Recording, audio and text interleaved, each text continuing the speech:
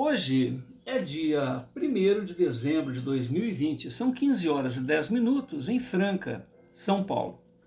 Nós estamos fazendo a leitura da obra Perseverança. Perseverança é um romance de Shirley, que ocorre à época do Segundo Império, na época de Dom Pedro II, depois a Princesa Isabel. E esse romance, ele trata de uma família de latifundiários. O patrono da casa é o Manuel Mansol, Dona Felina, a esposa dele. Existe um rapaz que é o protagonista da história, que se chama Giuseppe Restart, um rapaz de 18 anos. Ele tem 2 irmãos, o mais velho, o primogênito, Sarvin, e mais nova, a irmãzinha dele, de 15 anos. Então, uma família de 5 pessoas. E como é um romance que desenvolve a época da escravidão, lá na cozinha tem uma escrava chamada Crustácea, que há muitos anos está ali com a família. Essa senhora, há muitos anos atrás, ela teve um filho e ela era propriedade de um outro senhor feudal, e essa criança foi retirada das mãos dela. Até onde a gente leu, que nós estamos agora na página 45, e nós vamos ler até a página 56, da 45 a 56 nós vamos ler. Ocorreu aqui uma rebelião, porque os negros sofriam muito nas mãos dos senhores feudais, e essa rebelião, o líder da rebelião era justamente o filho da escrava. E no momento que eles invadem a fazenda, ele não conhecia a mãe dele, nem sabia que a mãe dele estava ali. Mas ele sente a presença da mãe e isso deixa ele meio perturbado e ele é alvejado e morto. Então, no momento em que ele invade a fazenda, ocorre a morte dele. E é interessante que depois tem um desdobramento isso daí. E o personagem central dessa história é justamente esse rapaz de 18 anos, Giuseppe Restart. Ele é um médium, a mediunidade dele é muito atípica, ele sofre ataques epiléticos e durante a epilepsia ele tem um processo de catalepsia, que é a paralisação da respiração e do coração. E com isso ele parece morto. O curioso é que isso acontece durante muitos anos, ele está com 18 anos e isso tem acontecido praticamente a vida inteira dele. Por algum motivo que, olhando com os olhos humanos, não se dá para entender, é que a família dele odeia ele, com exceção dessa irmã mais nova, a Diná. E, à medida que ele vai sofrendo esses ataques epiléticos, durante o período que ele está, entre aspas, morto, ele tem determinadas visões do passado. Ele olha para o passado e vê as reencarnações dele anterior. E numa dessas ele se vê como um senhor sexagenário, muito forte, porque o Giuseppe ele tem uma postura, ele é magrinho, o rosto delicado, então ele se vê como uma pessoa forte à época de Roma, e nesse período ele prejudica justamente a família dele atual. Com exceção da irmã mais nova, que é um espírito evoluído, é uma pessoa que perdoou ele, apesar de ter sido prejudicada, ela vem para ajudá-lo na atual encarnação. E quando ele se recorda desse momento aí que a gente está narrando, ele fala, nossa, eu não tenho nem que reclamar, né? Porque minha família me odeia com toda a razão. Então ele tenta manter um clima de alta espiritualidade para consigo mesmo, apesar de toda a incompreensão que a família tem para com ele. E agora a gente está vivendo um período de grandes alterações, porque está quase que a época da abolição da escravatura.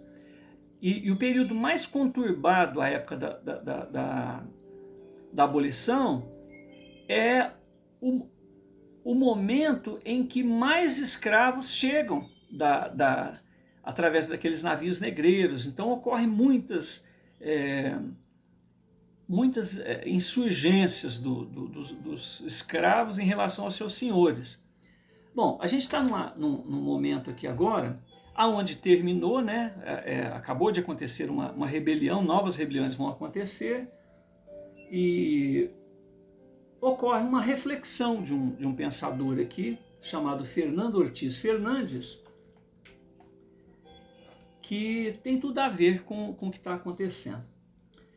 Fernando Ortiz Fernandes, ele morou em Havana de 1881 a 1969, onde ele afirmou o seguinte: o homem não pode resistir impassível ao influxo e refluxo do mar da vida pela única atitude do seu livre-arbítrio, tais quais as divindades que caminham sobre as ondas sem submergir pelo império ou pelo amparo de sua vontade sobrenatural. Ortiz afiança que, para chegar à praia, o vivente sempre estará sujeito às suas faculdades natatórias, submisso à distância da margem, vinculado às forças das ondas e, sobretudo, afeito à sua vontade de nadar.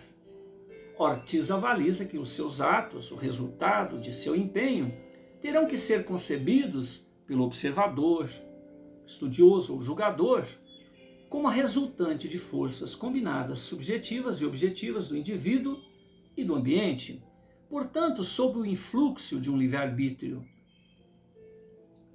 e de um determinismo não absoluto.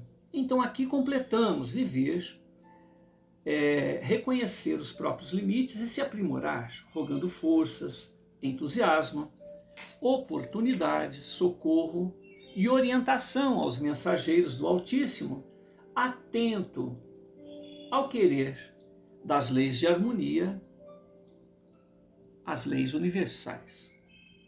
Em Deus se encontra a fonte de energia para o corpo e para a mente, permitindo a renovação no sentido pleno, onde se vive com eficiência.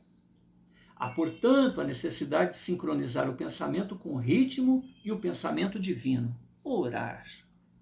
Em contato com esta força cósmica, o autor da vida, o indivíduo se renova e se acalma, atitude em que ele expulsa a afoiteza e a frustração. Se deixa o passado no passado por ter consciência de que a providência vela o descanso do justo caminheiro da evolução que se empenhou em viver corretamente e se afixou ao próprio dever. Ele, o caminheiro da evolução, se esforce em se adequar às leis amorosas, eternas, sábias, que dimanam da fonte da vida.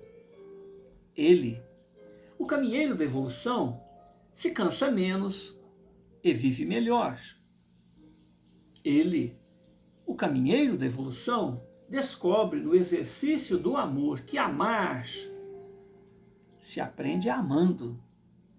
E no mais das vezes em gratidão pelo amor já recebido, até que por sua vez alce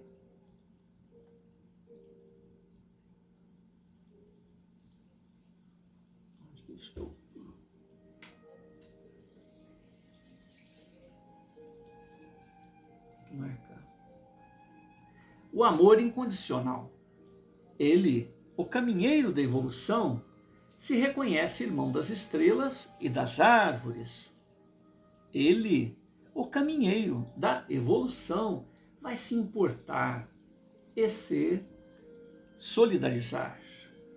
Ele, o caminheiro da evolução, percebe que o universo e a Terra, esta escola dos seres, cumprem o seu desiderato de livrar o cidadão cósmico dos grilhões do passado e que o levará a atuar em nova sintonia, nova realidade, de maneira plena, saudável, abundante, ilimitada, atingindo a esfera do eu sou, ser co-criador de nova realidade, manifestando na matéria os propósitos, manifestando na matéria os próprios sonhos e ideais projetados nos planos mentais e etéreos, os ideais de harmonia, prosperidade e felicidade.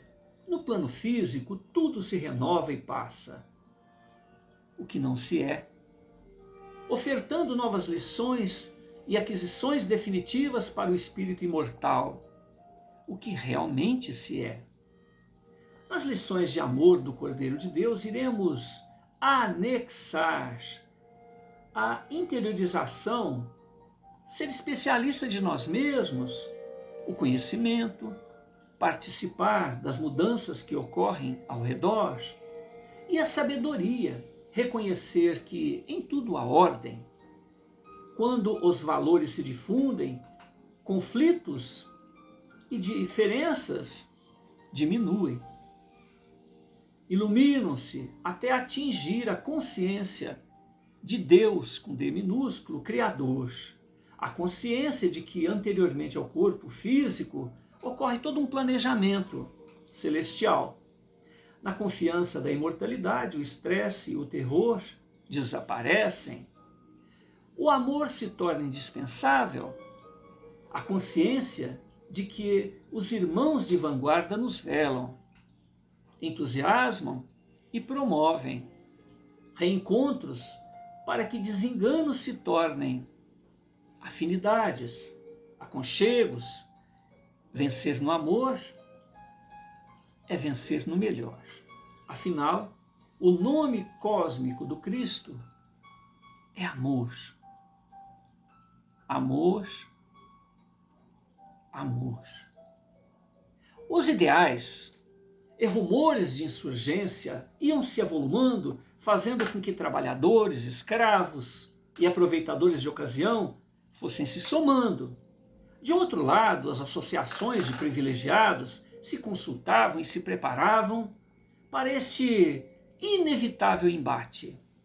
Os ideais de liberdade se avivaram, logo inovadoras represálias surgiram. O pelourinho foi intensificado. E até as crucificações foram utilizadas. Simples aglomerações eram punidas severamente com o uso de milícias particulares e outras, até legais, uma vez que os coronéis e latifundiários compravam as consciências dos operadores do direito. Giuseppe era agradavelmente mencionado nos agrupamentos de infortunados, dos inconformados, razão pela qual o primogênito da família, Sarvin, mantinha acirrada repulsa e prevenção contra ele. Giuseppe expressava claramente a sua visão de vida, embasada no amor cristão, que todos ali se diziam adeptos, inclusive Sarvin, pois que há muito tempo se utilizam do socorro espiritual na paróquia local. Giuseppe falava em amor fraternal, igualdade de direitos em presença de Deus Altíssimo. Diná o secundava nos comentários domésticos, diálogos precedidos e encerrados por comovidas preces de louvor e gratidão. Dona Felina, matrona e autoridade legal naquela casa desde a morte do senhor Manuel Mansol, apartava os comentários dizendo que o mundo sempre foi dos mais aquinhoados materialmente, tal qual a sua família e demais patriarcas daquela sociedade escravagista e latifundiária. Dona Felina questionava Giuseppe a razão daqueles escólios, uma vez que todos os bens da família foram adquiridos de maneira legal. E por isso não havia razão de se sentirem culpados por serem ricos e terem uma vida privilegiada. Giuseppe reverentemente se dirige à genitora e considera: mamãe,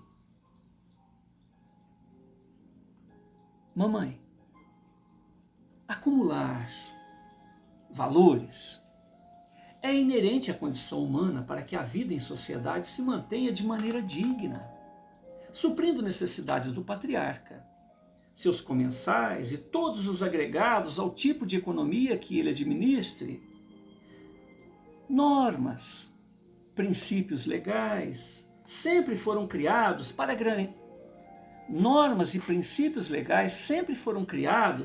para proteger esses direitos, certamente seguidos de consequentes deveres. Neste afã, variadas normas fundamentais tutelam até a própria pessoa humana.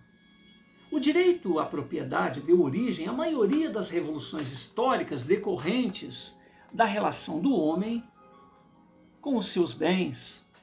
Conflitos e normas são instigados frequentemente a se adaptarem aos novos tempos. E hoje, mamãe, vivemos tempos em que filhos, netos, escravos ainda são considerados propriedade dos patriarcas. Circunstância assemelhada ao direito do monarca, que até busca repassar para esta norma um caráter divino, se apoiando em vários episódios da Bíblia. Revoluções buscam a liberdade de criar e modificar regras para que alguém tenha disponibilidade de usar e gozar uma coisa sem interferência de terceiros, conquistas subordinadas a ônus, obrigações e deveres em relação aos terceiros, acordos restringidos pelo direito público de direitos de garantias fundamentais, consequentemente, a própria evolução das relações humanas. Desde o descobrimento, 22 de abril de 1500, o monarca português se tornou proprietário, o senhorio de todo o território brasileiro, até que em 1532, com a Carta de Sesmaria, ocorre a divisão administrativa do território em 15 capitanias, 12 das quais foram capitaneadas via doação aos beneficiários, aos donatários. O documento legal delimitava os poderes do titular da capitania. O donatário não tinha poderes plenos da propriedade, sendo mantida a triagem do rei de Portugal. Entretanto, a partir dali, o Estado também se abdica do domínio pleno e amplo a respeito das propriedades. 328 anos se passam, mamãe. Desde a Carta de Sesmaria, em 1832, até a independência, onde ocorre o surgimento de um documento, o Registro do Vigário, em 1850, ocasião em que a ocupação do solo brasileiro se dá sem qualquer título. Durante 328 anos, mamãe, não havia documentos de propriedade. As capitanias são loteadas sem que se produza qualquer documento oficial, até que se entrega ao vigário da paróquia local o direito de reconhecer as propriedades no Brasil. Isto, mamãe, em 18 de 9 de 1850. Através de registros declaratórios com o fito de diferenciar o que é particular do que é público. Ninguém sabia o que era particular ou o que é público, mamãe. Este ato público é conhecido vulgarmente como registro do vigário. E aonde se efetiva o inventário formal de partilha, o domínio, a posse. Lei 601 de 1850, oficializada pelo regulamento 1318 de 18 de janeiro de 1854. Esta situação, mamãe, perdura por 13 anos, até que essa função passa a ser exercida pelo oficial de registro de imóveis, através dessa lei 1237, de 29 de 9 de 64, regulamentada pelo decreto 3453, de 26 de 4 de 1865.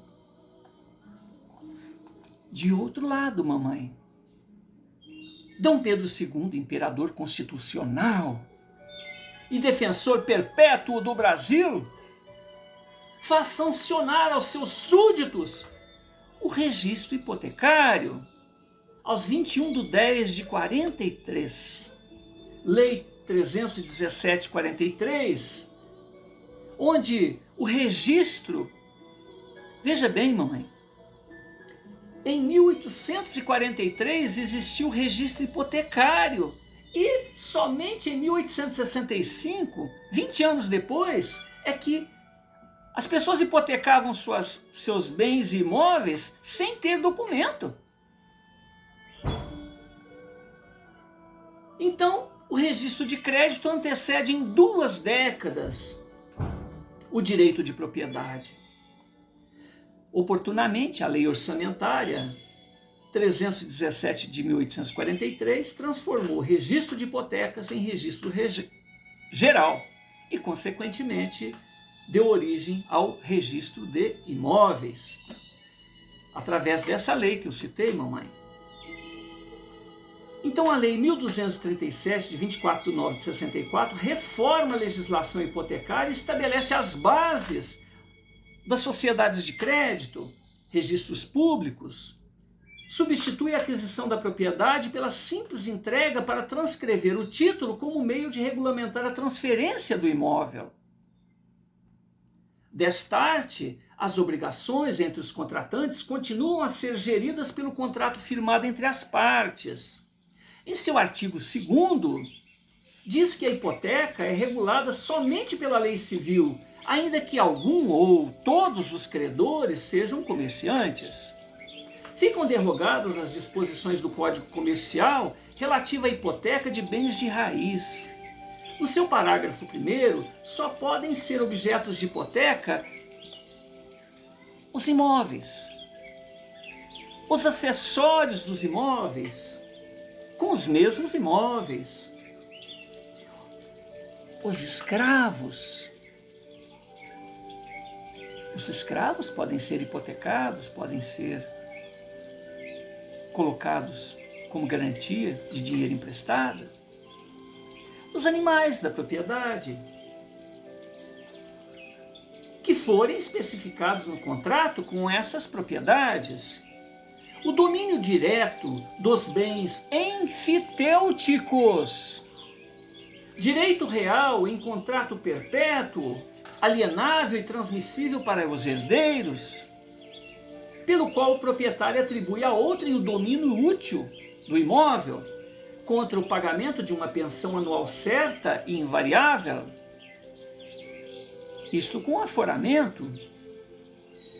O domínio útil dos mesmos bens, independentemente da licença do senhorio, o qual não perde, no caso de alienação, o direito de opção.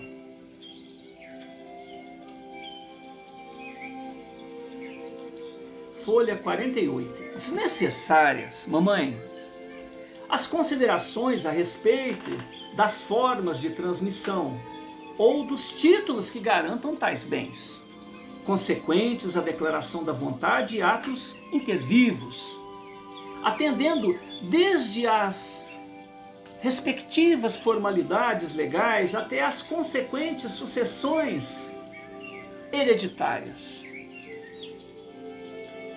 No século XIV ou no século IV, não me lembro bem, mamãe, Portugal se inspirou em normas hispânicas para regulamentar esta situação e, posteriormente, no século XVII, se apoiou nas ordenações filipinas, onde, na aquisição do domínio, não basta simplesmente o título, mas deve aceder à tradição, e que sem esta só se tem direitos pessoais.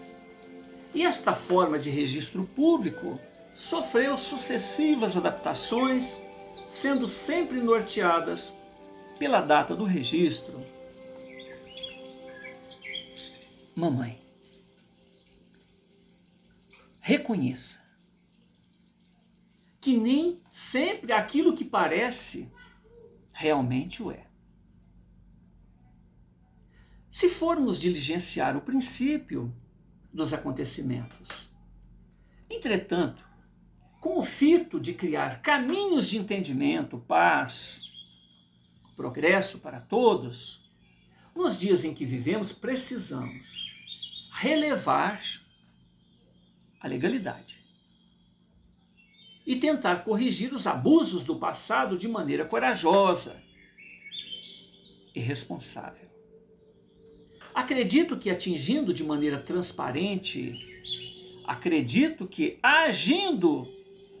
transparente e justa, em ações voluntárias e pensar nos benefícios sociais, estaremos agindo com responsabilidade coletiva e a cautela nos próprios interesses. Afinal, as atividades e decisões têm os seus respectivos impactos no ambiente e na sociedade em que estamos inseridos e, consequentemente, o inevitável caminho de retorno à fonte de origem, ou seja, a nós outros. Ignorar o desconforto geral, as partes afetadas por um privilégio ou lucros, é desguarnecer o futuro pessoal. Uma vez que, inevitavelmente, esses problemas irão chegar à nossa porta e pagaremos altos preços pela indiferença e insensibilidade, em fútil tentativa de se desobrigar da racionalidade, destes esforços que mostram que estamos em um progresso irrefreável de conquistas éticas e de produção para o bem comum. Então, melhorar as condições ao redor é garantir o próprio bem e manter-se engajado em novas possibilidades. Ou aquecemos a estes temas de boa fé, ou pressões sociais o farão com maiores sanções. Portanto, o tema, longe de ser um simples delírio ou mera especulação, deve ser levado a um campo de reflexão profunda, que trará abençoados benefícios mútuos. Outro sim, querida mamãe, quando formos deste mundo para o outro, a pátria da verdade, levaremos algo mais que a consequência de nossos desejos, a consequência de nossas realizações. Só para esclarecer, esse texto é a conjectura do menino de 18 anos em relação àquela conversa que a mãe teve. Mas a gente é rico, tem culpa de ser rico? Nós adquirimos tudo legalmente. Então ele deu uma aula de direito para ela desde o descobrimento do Brasil, para mostrar para ela que durante muitos anos tudo era um fio do bigode, ninguém sabia o que era de ninguém, nem o Estado não sabia o que era do Estado e o que era particular. Então começou com o registro do vigário. As paróquias locais foram autorizadas pelo monarca, pelo imperador no Brasil, Dom Pedro I, Dom Pedro II, para que fizessem registros, para que se soubesse o que era particular daquilo que era público. Só para vocês entenderem, hoje nós temos a presença do Edson Flauzino Sênior, o meu genitor, né, que é o autor desse material aqui. E a gente está fazendo a revisão. Diante dessas conjecturas, Dona Felina, Diná e outros que oportunamente deram a sua atenção a Giuseppe, que até então era considerado como um lunático, né? Ficaram deslumbrados e seguros, rememorando todas as afirmações anteriores proferidas pelo jovem e as consequências funestas dessas orientações terem sido ignoradas, não restando qualquer postura senão a do silêncio confirmativo, do silêncio aquiescente, Enquanto isto, em assembleia na casa de próspero agricultor, Sarvim, o irmão mais velho do Giuseppe, o primogênito da família, continua a sua ingênua e atemporal exposição, inflada de ódio e intenções de violência gratuita. Seu ânimo aterrorizante ultrapassa a sua capacidade de argumentação. Sarvim ocupa a atenção daquele grupo de nobres, daquele grupo de distintos da sociedade, sem a contrapartida de apresentar estratégias de defesa ou justificativa para com as suas sinistras empreitadas. Até que, inquieto partícipe, se levanta e lembra a Sarvim. Tá quase.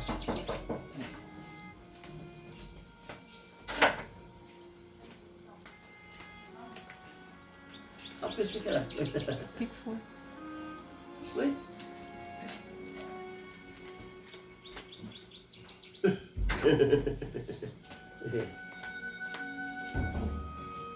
Estamos em casa, portanto, muitas interferências, né? É. Sarvim continua a sua ingênua e atemporal exposição inflada de ódio e intenções de violência gratuita.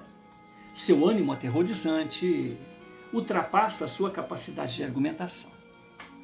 Ele, Sarvim, ocupava a atenção daqueles nobres, daquela elite da sociedade local, sem, em contrapartida, ter os argumentos, ter planos, estratégias de defesa, justificativas para com as suas sinistras empreitadas. Até que, inquieto partícipe, lembra Sarvim de quantos companheiros morreram devido à sua estupidez indômita. Ele afirma que Sarvim é um incapaz, um moleque desorganizado,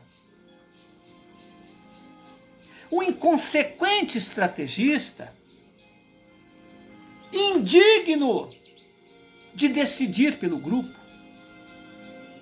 ou de tomar a frente daquelas reuniões. Página 49.